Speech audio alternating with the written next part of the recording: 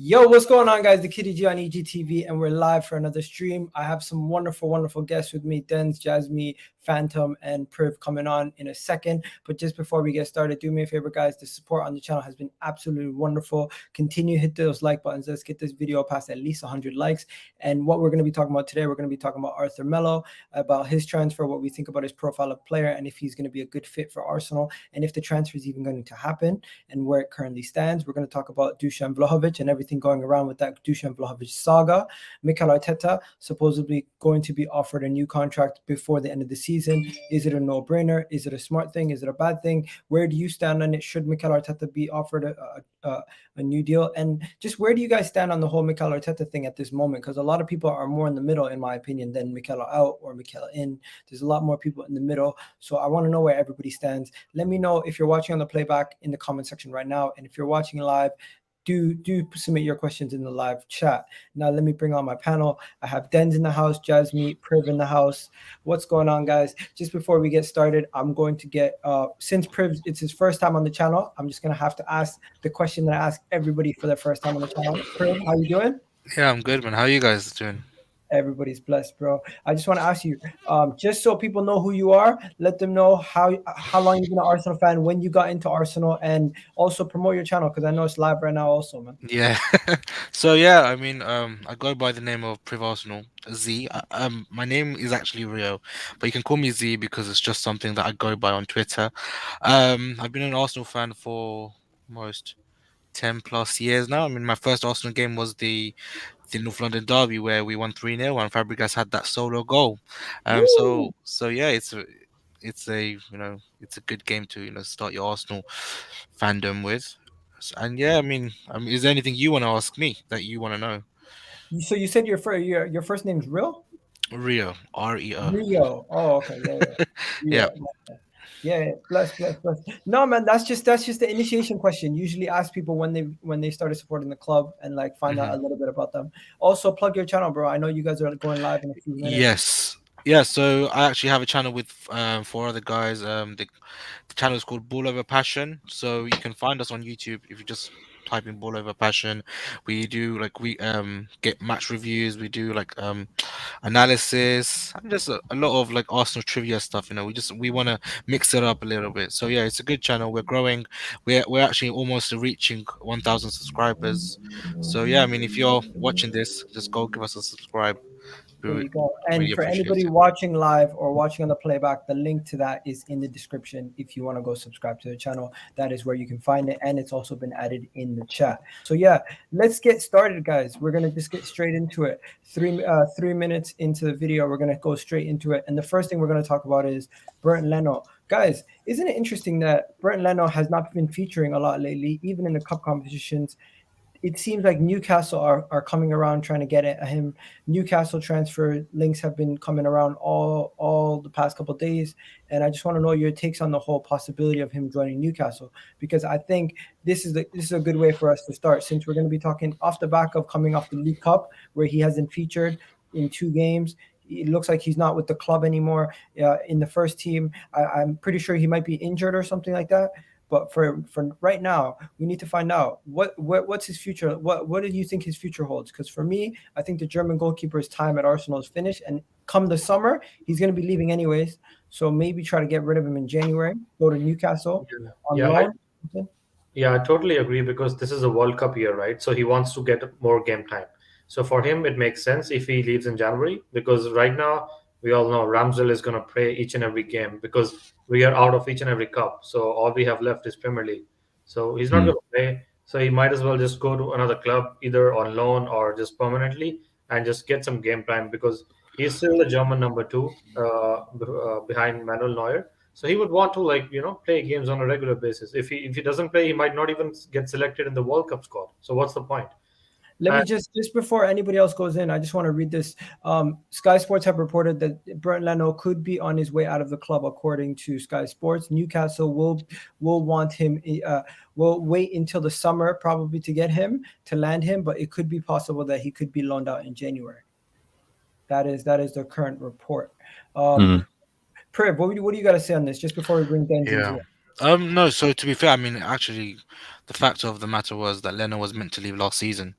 Just before the transfer window ended. But the fact is, we took so long with trying to sign Onana and Ramsdale that we ended up with one of them in Ramsdale. So the fact that Leno had to play a couple of games, and now that we're out of both cup competitions, we're not in any European competitions.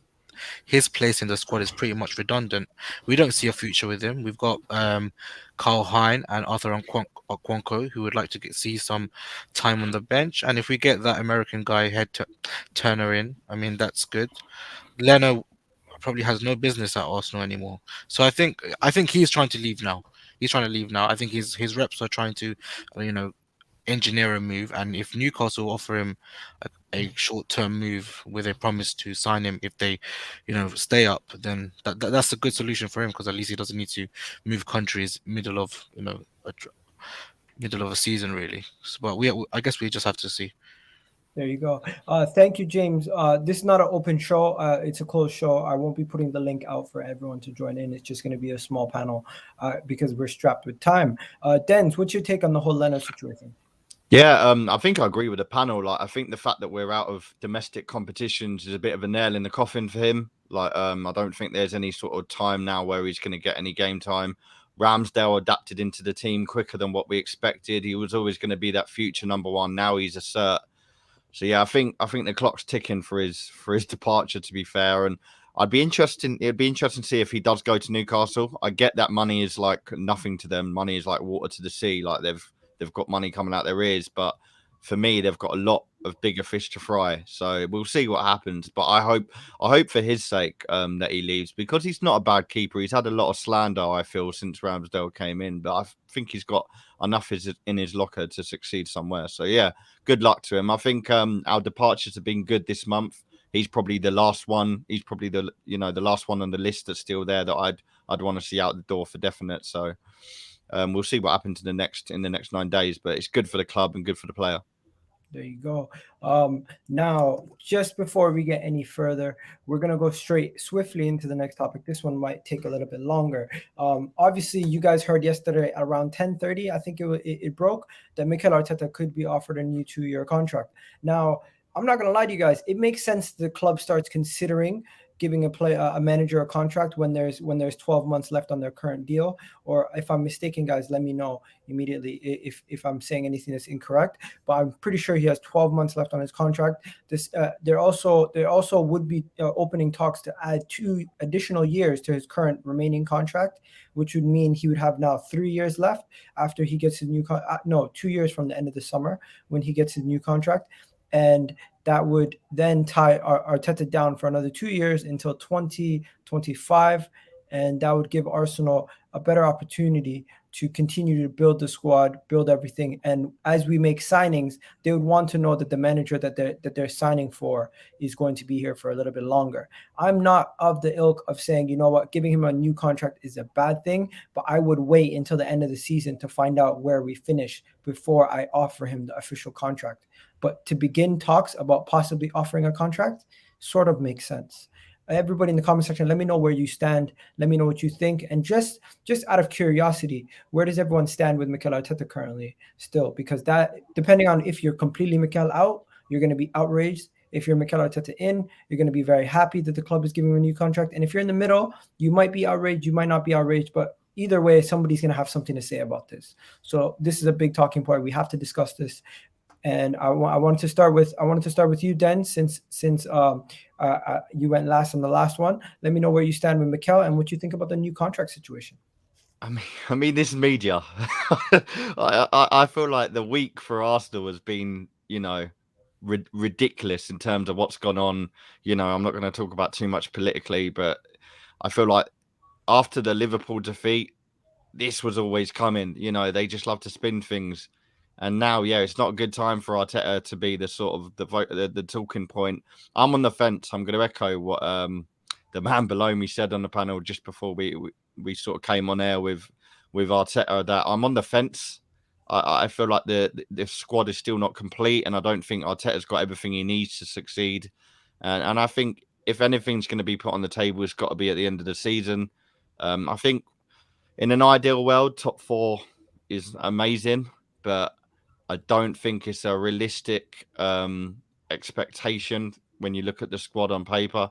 We've seen this month, like, we really lack depth. It only takes an injury or two for us to be thrown under the bus. So I'm pleased with what he's done. Obviously, certain results have been a bit sceptical when you look at Everton and obviously the beginning of the season with Brentford and stuff like that. But he's got most of the work done in the right. I just feel like we can. There is a successor there, of course. We can always do better than someone. But right now, he's shown promise. I just want to see where he ends up at the end of the season. And when we get them acquisitions in, what he can do with it. If then he really does, continue to make heads turn, okay, fair enough, he needs to go. But we still need a centre midfielder. We still need a scoring striker, for God's sake. So I'm giving him time. But yeah, this is just media for me. It did not surprise me. I think they're obviously going to be talks there, but they know exactly. I'm hoping the board and the owners, etc., know when the timing is right, and that's at the end of the season when we see where we are in that table.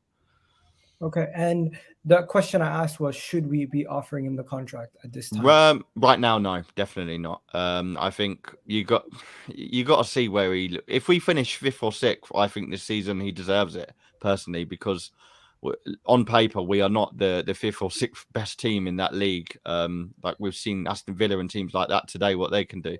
So yeah, right now, no chance. I think if anything was offered, the fan base would go into a meltdown, and rightly so, because he's still got some work to do in terms of proving everybody. Okay, I'm just gonna go to Priv, and then Jasmine, you'll go after him. Priv, I want to ask you same question: should Arteta be getting a new contract? And are you surprised by the rumors that Mikel Arteta is set to be offered a new 2-year deal? Look, I'm not. I don't look. I'm not surprised that he's been offered a contract, and that's purely because I think as a big business, you're going to be proactive with any of the deals. I don't think we're surprised when we're hearing about talks with Saka and Martinelli. So why should we be surprised about a contract with Mikel Arteta? But the fact of the matter is, a manager's contract it's very different to a player's contract, because a player's contract you have to kind of agree to it, and you kind of expect the player to fulfill that contract, whereas a manager's one is a bit more delicate. Despite yourself giving them a contract, you can sack them midway through the season, based on their performances and based on the expectations, if they've been met or not. So I don't really care if we offer Mikel a contract. The fact of the matter is, at the start of the season, I expected Arsenal to get fourth. And why I expected Arsenal to get fourth was because I expected United's downfall. I didn't really expect Tottenham to do much. And everybody else, I didn't really, put that much into consideration. I expected Arsenal to get fourth. If we get fourth, then I feel like that's been a success, because that's in line with my expectations, especially with the signings we have. We basically play a game a week, and we have enough time to recover, and Arteta has enough time to actually plan for a game ahead. So it's not like it's not like we should be at a point where we should be suffering. This is my problem. The moment we suffer a few injuries, however, the team seems a bit sensitive and it goes a bit AWOL. But for now, for now, I would actually wait until the end of the season to offer him that contract and for him to sign it. to be fair, I think Mikel is a man of principle. I don't think he would sign it either until the end of the season. He would want to wait and see where we are with the team, where we are with the squad, if we made the signings he's asked for. Because again, he doesn't want to. He doesn't want to sign a contract and then the whole board throws him under the bus. He's got a reputation to manage at the end of the day as well. So I think we're gonna have to wait until the end of the season to even see a result. And yeah, I mean, if you're asking me whether I'm Arteta in or out, it's not about whether I'm in or out. I think I have an expectation of the squad, and if that is being managed, I don't care who the manager is anymore. If it makes sense, like it could be Unai Emery, and if he's getting me top four, I don't care. That's all good for me as well, right? Yeah, I hear that. I completely hear that. That's why usually I have a lot of people on with the difference of opinion. Today I got a panel with a completely difference of opinion because it's not good having an echo chamber of the same voices always, same thoughts. So it's good to change it up. I'm not gonna lie to you. A lot of the people on in the comment section right now are mixed. We have some people saying it's overreaction with the rumors, players' results. Results will get him sacked. There you go. Arsenal. Yeah, there you go. You got my guy, Semantics. He's always talking about Arteta. He's definitely Arteta out. He's saying eighth is not good enough for a new contract. So just on that point, Agal, though, like he's saying, you can't compare Emery's expectations to ours because, for one, the league has completely changed, the competition changed, and the team has. Like, look at the team we've got now. We've got Martin Odegaard completely thriving. We've got Saka and Smith Rowe at their best. So I don't think the comparisons are very realistic. Like Emery had it hard, don't get me wrong, but Arteta Arteta's got a lot more on his he's got a lot more to work with, I feel, anyway, personally. There's going to be a lot of questions regardless. But Jasmine, what do you think about this situation? And remember, the question is, should Arteta be getting a new contract? And are you surprised by the rumors? I personally don't agree with giving him a new contract right now for two reasons. Firstly, is the financial part, because let's say Arteta finishes seventh or eighth, and the board decides in a board meeting after the end of the season that let's go ahead and sack this guy. So what's going to happen is if we have given him a new contract, so he would have left 3 years left on his contract. So for us to pay him, we would have to pay a lot of his wages. When you sack a manager, it depends on how long the contract is left, depending on how much you have to pay. So if we don't give him a new contract until the end of the season, we would have to pay him less if we sack him. So as of right now, we don't know where we're going to finish, right? We might end up finishing seventh or eighth, which is, in my opinion, a sackable offense if he finishes eighth again 3 seasons in a row. So I would personally wait till the end of the season. If he finishes in the top four, top five, which is good enough, so then we can, give him a new contract and say, you've done well, you've improved the squad. But if he finishes eighth and we have already given him a new contract, so now he has like 3 years left. So we would have to pay him more when we sack him. So in that sense, I don't think it makes any sense right now. We should wait till we see where we finish. So that's one part. And second part is, in terms of actual league positions, we have to wait where we finish, because we finished eighth and eighth. Even though this season I'm like last end of last year I was Arteta out completely, but this year I'm seeing some progress. So I want to wait till the end of the season to see where we finish before I make any judgment for this season. And I believe the club should do the same. They should see where we finish, because you should remember this season Spurs had to change their manager midway. United are having a lot of problems. So we should wait till end of the season and see where we finish. Like if we finish seventh or eighth, I don't believe that that's a right decision. So yeah. Okay. We got Semantics in the house saying everyone's speaking the same facts. You know what? This is the public opinion. I genuinely think this is a big portion of the fan base. Do you think, you know what? Wait until the end of the season, regardless if you're Arteta out or in, you probably still think wait until the end of the season to give him a contract. I don't think a lot of people are saying, you know what, give him the contract right now, demanding for him to get a contract. Majority of people would probably be waiting.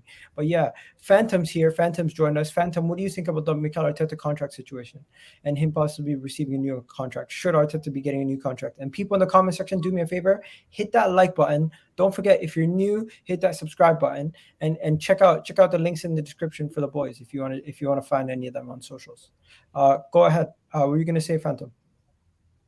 Yo, big up the panel, big up Igal. Yeah. Man, I'm sort of like everybody else, man. I'm very mixed on this. Like, in the first place, I didn't really agree with Arteta getting the managerial position after the FA Cup. Like that for me was a little bit like whoa. That just even that in itself. But now in the middle of this January transfer window, I'm getting those same vibes. Like whoa, wait, slow down, Arsenal. Like we gave, like we are really committing to this kind of new young face. Like even the Smith Rowe, the Saka's giving in number 7 and number 10. Like what we're doing is it's clever, but it's also risky. But I'm more looking at the implications of what it means. Like if we sign Arteta up to a 2-year deal, which I think is way too early, right? But I'm just like, okay, what could that do for Arsenal? Like, does that, like, the only way I'm tolerating that is, for one, Think about transfers. obviously we have to perform well until the end of the season. We can't finish 8th or 7th or something like that at the end of the season. But are these Cronkies or Vinay or whatever it is, are they going to? If they're going to sign him up to a 2-year contract, that is basically your last opportunity to prove yourself, Arteta. So are the Cronkies going to back you? Are they going to back you with everything that they've got? That's what I'm hoping that the 2-year contract is going to mean. Because I don't want an extension for Arteta and then we kind of dial back on him and then start treating him like Unai Emery and stop delivering his targets and bring other people on. And it's like, what's the point? Like Arsenal now, there's a big opportunity that is literally staring us in the face. And I hope Arsenal are just hell-bent now on doing what they need to do to reinforce the squad and get top 4. Like that's the one thing I'm like, do that. And even if you cannot get that and Arteta's your man, back this man with all the power that Arsenal can give. Because I'm done with this messing around now. Like I'm so ready for us to be serious and behave seriously now. So I'm just, it's a little. I've had nothing to it. I'm just putting the 2-year contract in the back burner right now. I'm just trying to see what it's going to do for us, basically. Okay. I'm not gonna lie to you guys. I find the whole Arteta in and out conversation jarring on socials. It happens every single game, and then it's just as jarring as the whole Guendouzi argument every single day. So I'm not gonna even have that argument right now. Everyone here, we're grown enough to understand the situation at the club right now, and the manager's not going nowhere. So we're gonna swiftly move past this. But at the end of the season, say Arteta finishes 5th and we challenge for top 4, is it still justified to give him the contract? Because in my opinion, if we finish 5th and we're not in the Champions League, then the uncomfortable conversations then begin about if we sack him or not, and that is where No, I was just gonna say. I mean, look, for the even if we finished like 5th or 6th, I think we need to think about context there, because let's say we were 4th, we're running 4th until the end of the season, and then what happens is we drop points in the most like weirdest manner, and it's not improving, and then look, we finish 5th. That to me is a red flag, because how do we know that's going to be improving next season? However, if we're if we're achieving points in a constant manner, in a consistent way from now up until the end of the season, then you can say, okay, there's a level of consistency. This is what the team needs to leapfrog from next season. That's what you can base your judgment on. But I don't want to see us going downhill this season.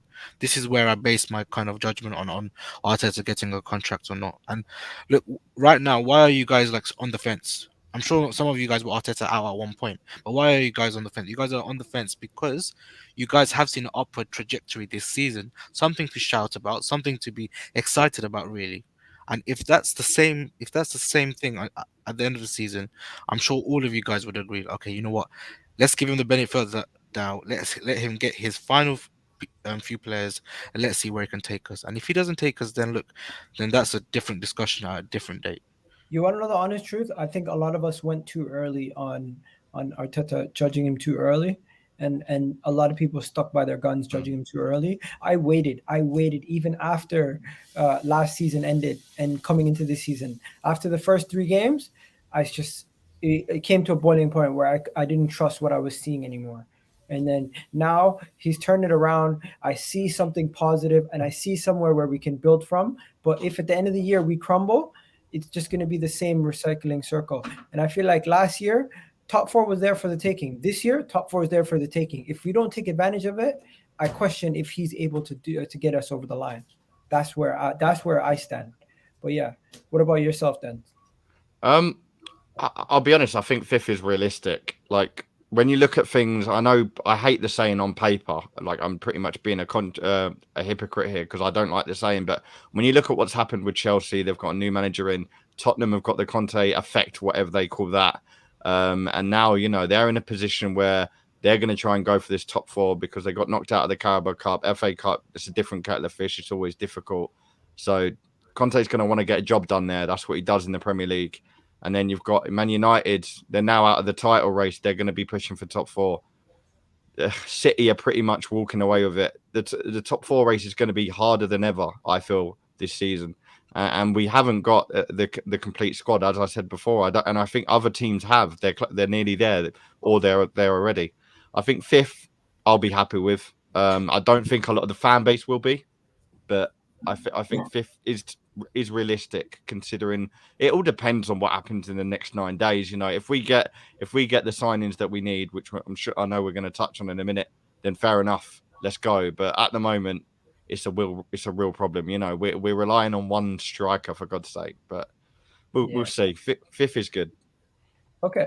Just before we finish up this topic, Jasmine, what's like your ceiling for not your ceiling, your floor for Arteta this season? Yeah. So this season, it depends on the context. So if we finish 1 or 2 points behind top four, we finish fifth. If we finish behind Man United, I would take that. I can give him another chance because let's be honest, Man United have a better squad than us.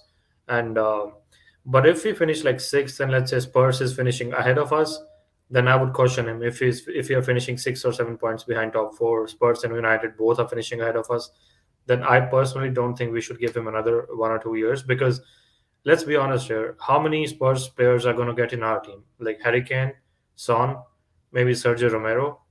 That's pretty much it, right? So we have a much better team than Tottenham Hotspur. So just because of the manager, if they finish ahead of us, I personally wouldn't like that as a fan.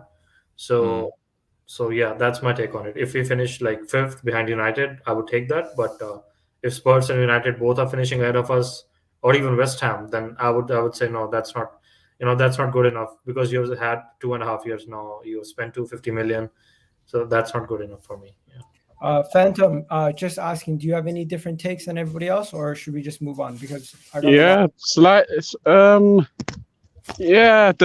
a few scenarios where I'll give Arteta another chance if it's outside the top four. For instance, if we finish top five within, let's say, 4 points of fourth place, and we get like a Vlahovic or something like that in this January, or a top quality midfielder, where it's like, okay, that is the basis where I'm like, you know what, we played well, we just missed out.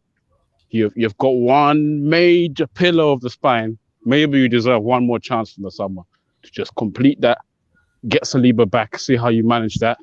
After all this mess has come around you, Arteta, deal with Saliba, get your Vlahovic integrated. Okay, here's your last chance.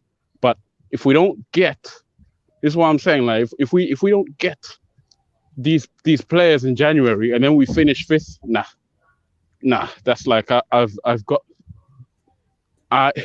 would be okay with letting another manager oversee that summer period, because man, we again, I'm just saying, like, if we're going to give Arteta this contract, we better go all in on this guy, or else there's no point. I hear that. I hear that. We're just gonna move on now, guys, from this topic into Arthur Melo. I'm not gonna lie to you guys. I want to hear some of the takes from the guys that I haven't spoken to in regards to this. I've spoken to Phantom about this, and I'm not sure if I've spoken to Dens about this or Priv. So I'm just gonna go start with Priv first. Priv, Arthur Melo. What do you think about the profile of player? Do you think he's a good signing for Arsenal if he does sign? And what Mm. do you think the likelihood of him signing for Arsenal is at the moment?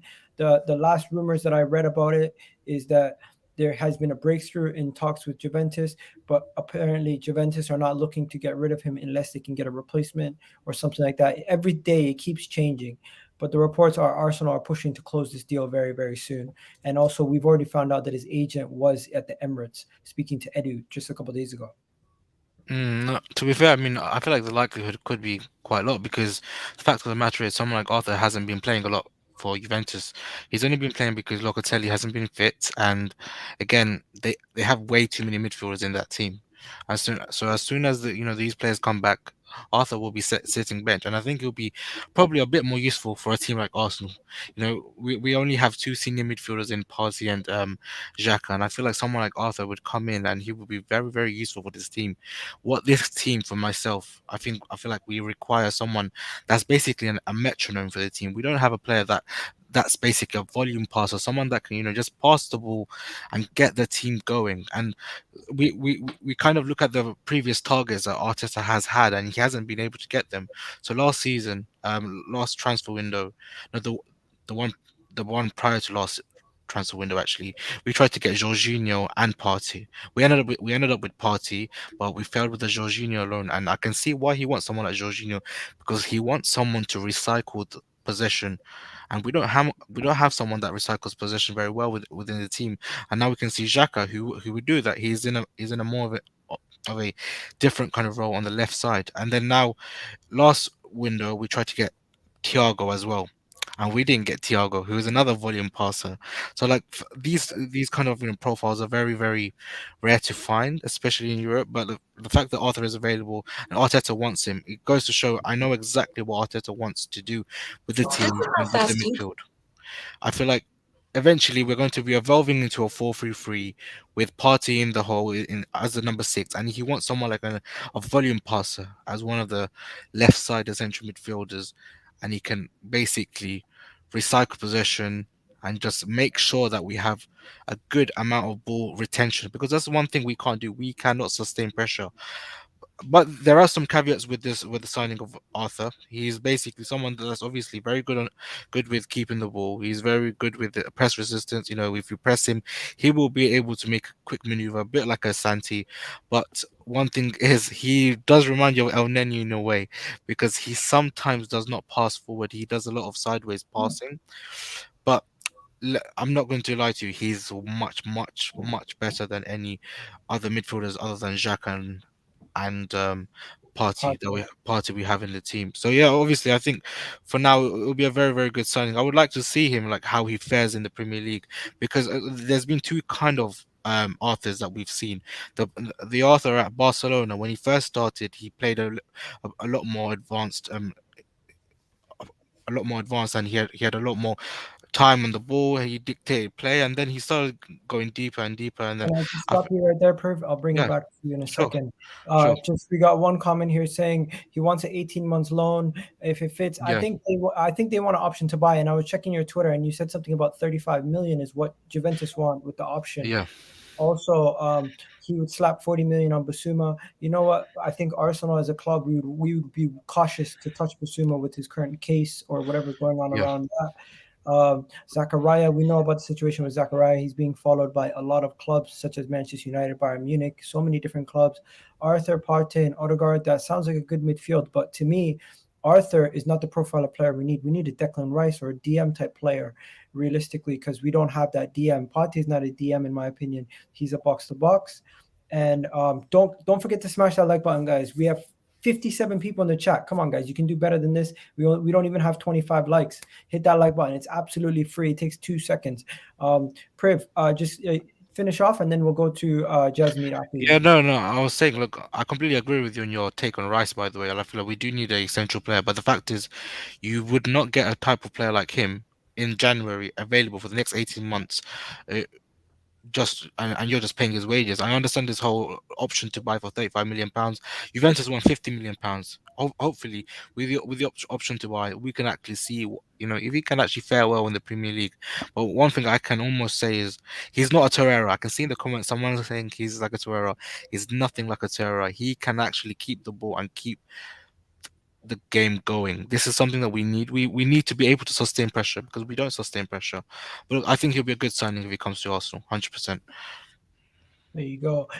Jasmine, what are you saying about Arthur? Yeah, Arthur wasn't my first choice because in the summer I wanted Bissouma or even Tielemans, but right now we don't have many options because we're running out of time, right? So we 1 second. There's this comment that says Guendouzi is better than Lokonga, by the way. Would you guys take Guendouzi back? I think just a yes or no from everybody. No. No. no. Phantom? Phantom? You there? Okay, he's not there. Yeah. Wait, sorry. Yep, sorry. Would you take Guendouzi back? No, man. I personally, I'd move on from Guendouzi and replace him with something different. Okay, no worries. Jasmine, continue. What were you saying? Yeah, so what I was saying, right now we don't have many options. We only have like 9 days left when the summer transfer window or winter transfer window closes. So all we can do is get some bodies in the midfield. We are very very short in the midfield right now. We only have Xhaka and Partey. So and I don't like to play El Neni in the midfield because he's not going to take us to the top 4 level in my opinion. So just to get some more bodies in, and Arthur is decent. He's a decent player. I've seen some games of him, so he's not bad. He like whenever let's say Xhaka misses a game, which he will because of injuries. So I think Arthur can fill in for him. So yeah, I would take him on loan as far as there is no obligation to buy. Yeah. Comment right here. I would take Michael Edwards. I think a lot of us would, but I don't think I don't think Edu's going anywhere at the moment, guys. Let's just be honest. Jack Wilshere, once again, I don't think I would. I don't. This is another one. I love Jack Wilshere, but I think his days at Arsenal are done. And even Mikel Arteta spoke about it and said he's not coming back. So let's keep it real, guys. Jack Wilshere is not. He's not re-signing for the club, even on a pay-to-play. But would anybody here take Jack Wilshere? I don't think. No. No, Priv, Phantom, probably not. No. Nah. I I can't thought he see was him going at to say Arsenal. yes then. I thought he was going to say I yes. thought he then. was gonna say yes too, Yeah. but no. So that's a no. Guys, let's be honest. I've already spoken to Denz about Arthur, Phantom. Nothing's really changed, guys. The You're wrong. situation with Arthur is the exact same as how we spoke about it a couple days ago.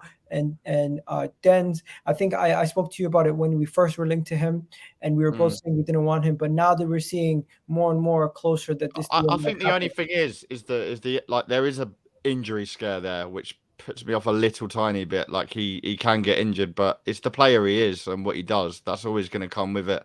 But yeah, right now, I'll be honest. I don't see how anyone can want to turn him away. Like he's the best of the bad available. We're not going to get a Declan Rice. We're not going to. So we'll see what happens. But a loan is good as well because at least if it doesn't work out, we're not a sort of team to go and get an obligation to buy. So but I don't like these comparisons to other players like your Torreiras and your Dennis Suarez. Arthur's far beyond that. I agree that he seems like he's got more potential than anyone else in our team other than Xhaka and Partey. If you guys had an option, 1 second, Priv. You said something about a source. Could you say that on what was that? Yeah, so there's a good source, Elliot Richardson. I'm sure you all know on Twitter.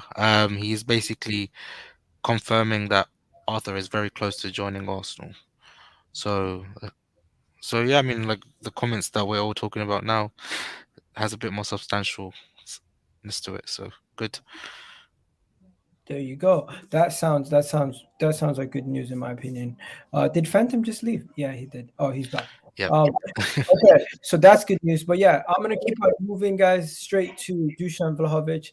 Honestly, Priv, I don't know how you're so switched on with all these different accounts. You must be subscribed. You must be following like 100 people that do Arsenal news and have all notifications on for everybody. Because I don't see all these tweets.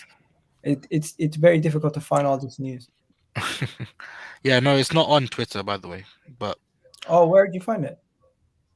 Oh, that's what. Yeah, that's what I put in the private chat, mate. Yeah, there you go. No worries. Okay. What do you call it? Let's talk about Dusan Vlahovic. I know I've spoken to Phantom about this. I've spoken to Denz about this. Once again, I'm gonna go to Priv. Take it away, bro. What do you think about the whole Dusan Vlahovic thing? And I usually say, what percentage do you think he's gonna sign? I'm currently on 50-50 because all the news just every single day is so contradicting. I don't know what to believe. But yeah, take it away, bro. Last thing that we heard just a couple days ago about Dusan Vlahovic is that there's been a submitted bid which has been accepted from Italian journalists. They've been reporting that, and they've also been reporting that Arsenal are pushing and prepared to pay the wages for the agent. Everything seems to be done. It's just if his team will okay the signing. But yeah, take it away, Priv. Yeah, He's bro. got COVID So now. yeah, he's got Yeah, he's got COVID now, doesn't he? So basically, I think the timeline actually we have to know the timeline. So obviously, we've been interested in Dusan for the last 4 or 5 months now, and we kind of actually prepared an offer just before Christmas, and we've said to Fiorentina that this is how much we're going to pay for your player, and we're going to give you Lucas Herrera as well because we know you're really interested, and we know you want to keep him on a permanent deal. So overall, we've offered around a good 55 million euros plus the player of Lucas Torreira. They're all happy with the deal because I feel like they feel like now is the best time to get the money for Dusan. Unfortunately, not many other clubs have been interested in Dusan for January. They've been kind of they've noted out to Dusan saying that we want to sign you probably in the summer, and that's including clubs like Tottenham Hotspurs, Bayern Munich, Juventus, etc. So this is where we are, where we've kind of have an agreement with Fiorentina. We want to sign the player, and his agent, Dusan's agent, is saying basically, that's fine. You've got the bid done. That's fine. But we don't care. We're going to be waiting until everybody else has a say.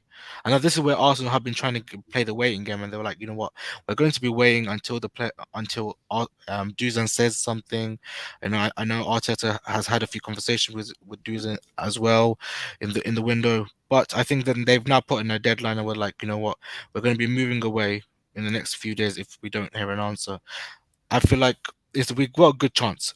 Honestly, I would say a good 70% that someone like Dusan can join Arsenal, but it's the agent where we have to be tricky with is whether the Cronkies want to pay the extortionate £12 million that they're asking for. That's up to them. But look, it's time for them to be ambitious. We are almost there with that deal. We're very much there. It's just the agent, and I feel like Dusan, he wouldn't mind joining Arsenal. There's no doubt about that one. there you go. Jasmine, what are you saying Uh, on this? Oh, we I got Phantom on camera now. I disagree. I disagree. I don't think there's any way he's gonna join Arsenal. Firstly, because if you're talking about the top strikers in the world right now who are less than 25 years old, we're talking Mbappe, Haaland, and after that it's Dusan Vlahovic. So he will have lots of options to choose from in the summer.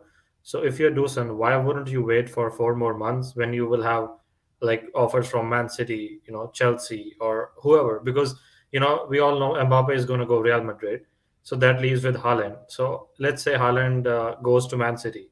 So all of the big clubs are going to go after Dusan Vlahovic in the summer. Pretty much all of the big clubs. So we haven't been in the Champions League for the last 5 years, and we don't have a manager like a Conte or a Pep or a Klopp where Dusan will say, okay, even if you're not in Champions League, I can learn, I can improve my game under this manager. So if we haven't been in Champions League for 5 years, I don't think Arsenal will appeal to Dusan, and that's what some of the reports are saying as well. Like Fiorentina are willing to sell, but then him and his agent are not willing to go to Arsenal.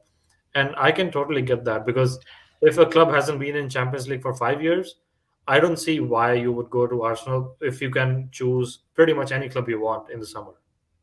But I think honestly, I just want to counteract your opinion there, where this is your opinion, and when we're looking at the reports that are coming from Italy, the newspapers like La Nazionale, the Repubblica, they are all. We need to look at the angle which the news reports have to be coming from. For example, they came out with a news saying that we wanted to swap Party with Arthur, and then they rejected Party. Look, we need to look at the angle of the news, and now Italy they're probably the most self-righteous people where they believe their clubs are the best, so they're going to be like, obviously they're going to reject Arsenal. We have seen reports coming from England, by the way, Spain as well. yeah, we have seen reports coming from England and wherever else, saying that Dusan is interested, but the agent is the only person that we kind of have to convince for the whole deal to be completed.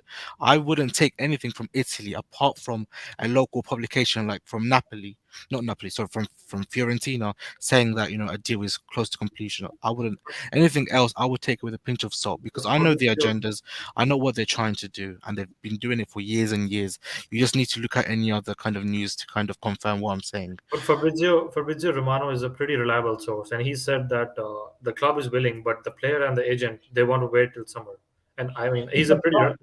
But the problem with Fabrizio I Romano, disagree that he's a reliable source, by the way. he's also Italian, and he might be getting his sources from people that it benefits them to push the No, narrative. but the point is, even if you don't agree to the reports or Fabrizio or whoever, if you think as Dusan Vlahovic, it wouldn't make sense for you as a player to move in January rather than waiting till summer when Man City and Chelsea and all those clubs where he can win Premier Leagues or Champions Leagues, they can come for you. Why would you jump the ship over 4 months? That's my point. Yeah, I think the money talks, bro. Realistically, Man City can pay whatever he wants. Man City don't have him on their list. Why are we assuming Man City want Vlahovic when they're signing Julian Alvarez? They want Joao Felix in the summer as well. So why are we assuming that he?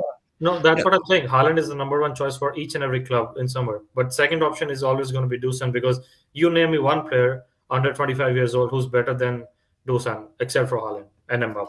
There's nobody. Because I'm sure Man City just signed Julian Alvarez. He's one of the top upcoming strikers.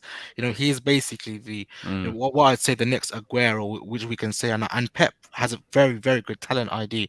I don't know why we didn't go for him. I'm surprised. I'm surprised too. So I wouldn't go as far as saying, Man City want Haaland and stuff like that. Man City they do spend money, but they don't go out there and spend ridiculous amount of money unless they have a very, very good need to. And right now, there are some reports saying Juventus is pretty close to his heart. I don't know how true is that. One second.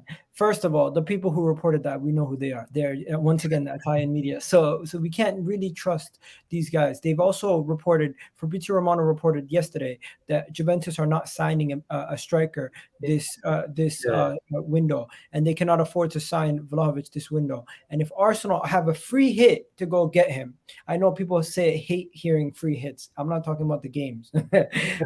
when we're talking about we have a free chance of getting the player, nobody else is coming in for him. We have the money. At the end of the day, guys, money talks. If we can pay enough money, we can get it done. If he likes the project, he can come. And this whole thing about Man City, they don't have him on the list. Chelsea, they just spend money on Lukaku. Italy, Juventus, they have no money. There's no one else coming in for him, really. This whole stuff about Bayern Munich, they still have Lewandowski. He's not going nowhere yet. So at the moment, and then the next available one is Tottenham with Harry Kane. They still have Harry Kane, unless they still Harry Kane. Don't spend money historically. And exactly. So I do kind of see where Jeff Meat is coming from, though, because when you look at it from the players' angle, I know these media and the sources may not be telling the truth because they may think that they may be doing things for their friend's own gain. But when you look at it from the players' angle, and I know someone's just brought it up in the comments in terms of the contract, how there's only 18 months left, I believe, from now until when Vlahovic's contract runs out. It does work in his favour to wait till the summer. And if he does, it's who knows where he's going to end. It's completely opening a can of worms because everyone's going to need a striker. You've got City, Tottenham, whereas right now we're the only ones that are actually desperate. So I do get what it means. It does suit the player to wait. I don't know. To be honest, my mind's moved on from Vlahovic. The media have maybe torn the excitement out of it. This is what I hate about media and agents. You get your mind on it. Let me just stop everybody there. We don't have much time left, so I need to find out. Dens, what's your percentage odds of this happening? And people in the comment section, come on, we got 73 people in the chat, and you guys aren't hitting the like button. Hit that like button. It's absolutely free. It drives traffic to the channel. It helps us out, and it helps the YouTube algorithm, guys. Come on. I'm only one guy right here, and I'm trying my best. And if you guys can help me out, it would be really appreciated. But Dens, continue. What were you going to say? What's your percentage chance of us signing Dusan Vlahovic, would you say? Because I'm 50-50 at this point. Yeah, come on, people. Use your hands. I think I was 50-50, but now I'm seeing days come and domestic competitions being knocked out of. I'm gonna have to say 30 for him not to come. Unfortunately.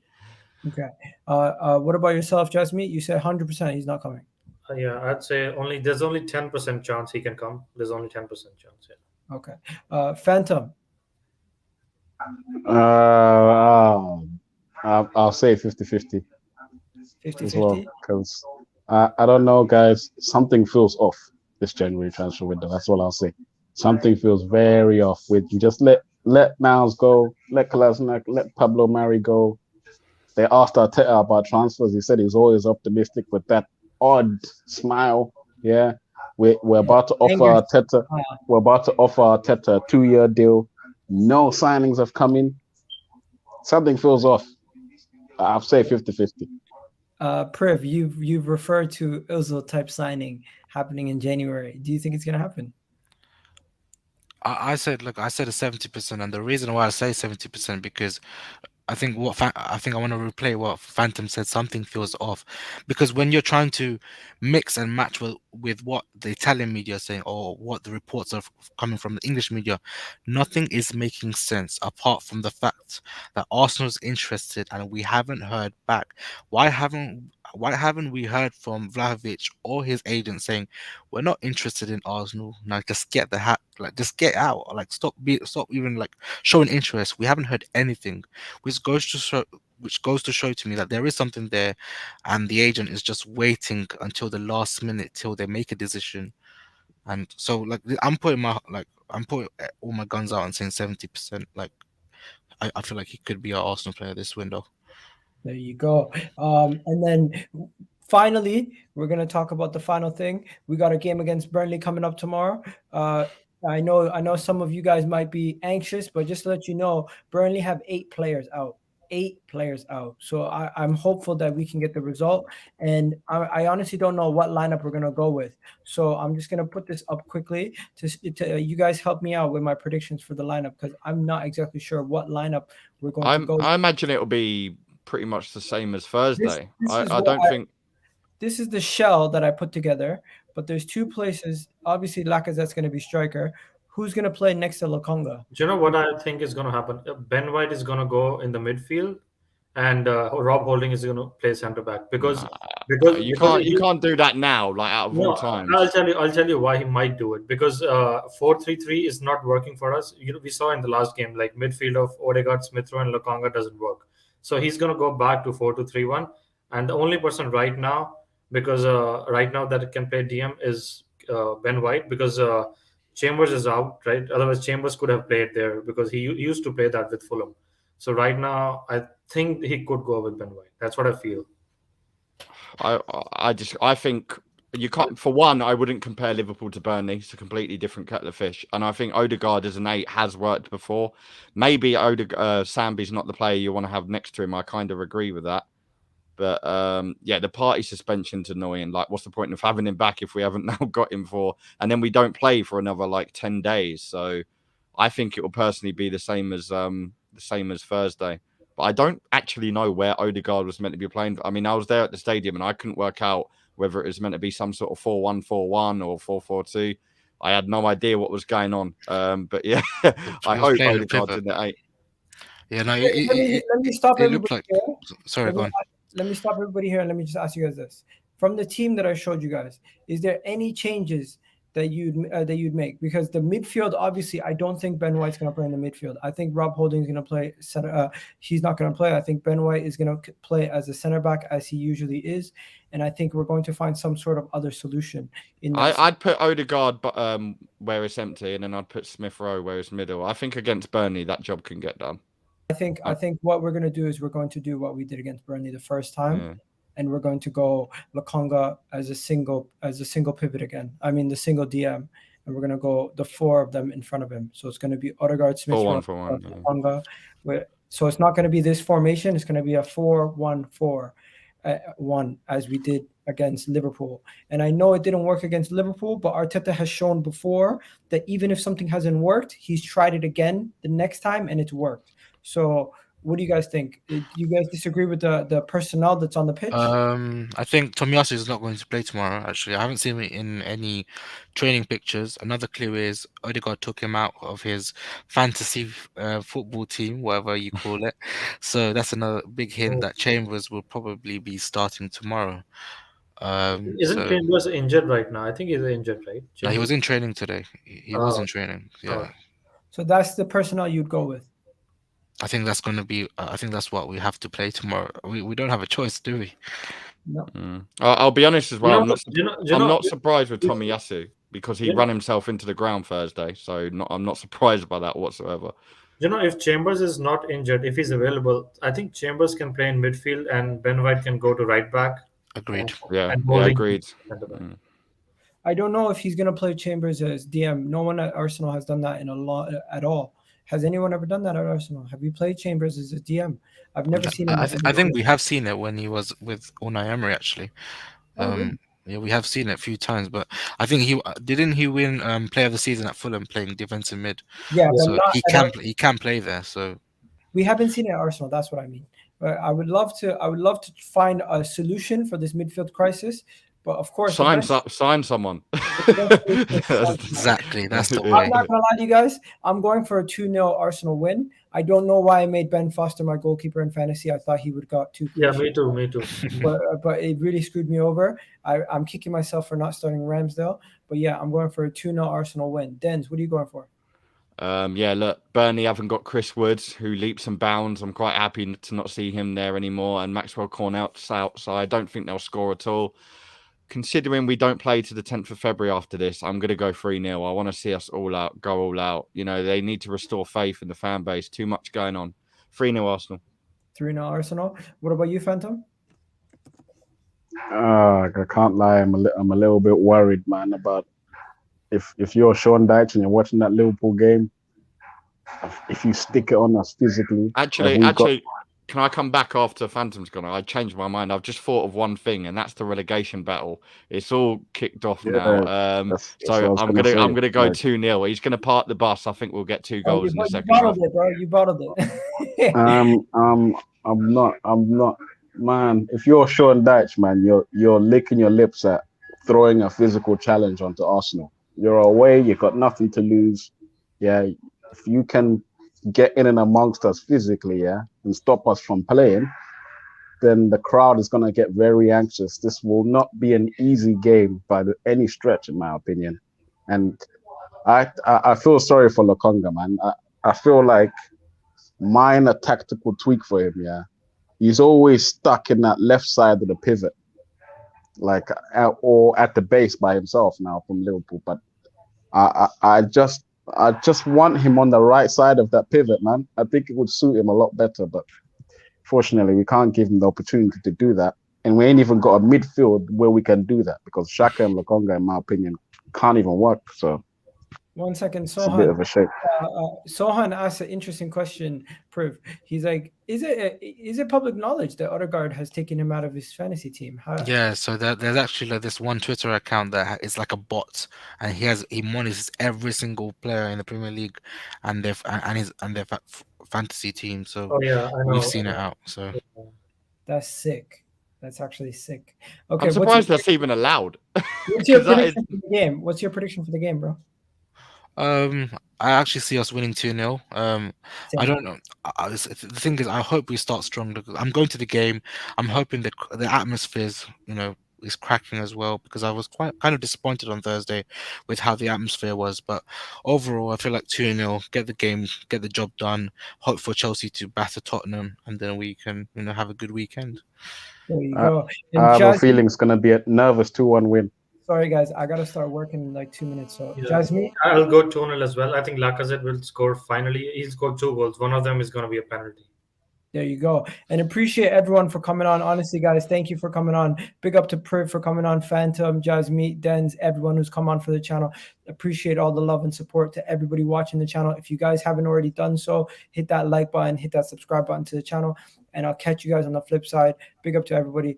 And Don't forget, Arsenal are playing tomorrow versus Burnley. We better beat them. Come on, you Gunners. Let's do this, guys. We got to win. Because if we lose, these Tottenham, Manchester United guys are going to be unbearable for the next 10 days. And I can't have that. But yeah, have a good